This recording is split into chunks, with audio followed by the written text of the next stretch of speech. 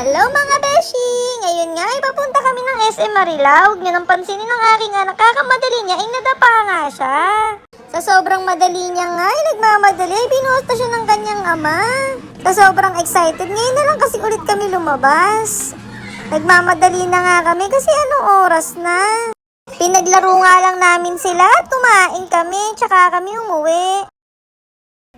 Ngayon nga ay nag-picture-picture muna kami at pumunta na nga pala kami sa Kidzona.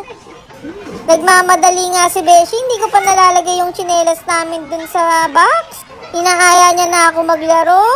Tuwang-tuwa nga kami ni Betty dyan. Kasi hindi naman talaga yung mga bata ang naglalaro. Mas na-enjoy pa nga namin kasi sila nakakatakot silang kasama. Kasi patambling-tambling pa nga ang nangyayari. Papunta pa nga lang kami na aksidente na agad si Beshi. Dadapa na nga siya kakamadali, hindi niya napansin ang pagbaba. Pagbaba ko kasi sa kanya, hindi ko alam natatakbo pala siya. Kaya pala mga mami, sa susunod kayo, ingatan niyo yung mga baby niyo para hindi sila masugatan. Ako kasi nakatulala pa. Ayan, tuwan-tuwa na nga kami dyan. Nakalimutan na nga namin yung nangyari kanina sa pagdadapa niya.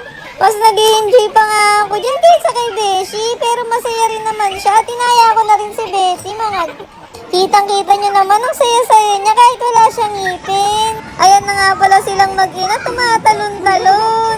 Nainip na nga ako kasi gutom na ako. Kaya nagpadulas na lang ako.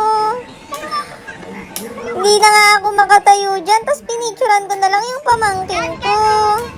Ang cute niya kasi at si Beshi tinutulak ng kanyang kuya Calvin. Umiiyak na nga pala siya dyan kasi ayaw niyang pinapakialaman. Gusto niya may sariling mundo. Natutuwa naman ako kasi nalabas ko sila. Ngayon ko na lang kasi ulit sila na ilabas. O diba tignan niyo, mas nag-enjoy pa nga ako. Sabi ko ako naman para masulit ko naman yung binayad ko. Charot! Ayan na nga si Beshi, gusto palang maging teller sa sabungan. Charot! Kala nga ni Beshi, hindi ko siya sinusundan. Pero tignan niyo, nakazoom yung camera ko. Hinahanap niya ako. Aayain niya pa ako dyan para puntahan ko siya. Sasamahan ko daw siya dun sa nilalaro niya. Kala niya kasi wala ako sa likod niya. Pero nakasubaybay sa kanya ang aking camera. Tignan niyo yung kanyang reaksyon, oh. Pinuntahan ko na nga siya. Ito ang ginagawa niya. Tapos umalis na naman siya. Kung saan na kami pumunta. Makikita niyo yung kasinupan niyan kasi lahat ng kalat dyan niligpit niya. Hindi ko na nabidyohan kasi natuwa naman ako. Nakikita ko na may responsibilidad na siya. Bata pa lang kaya niya na.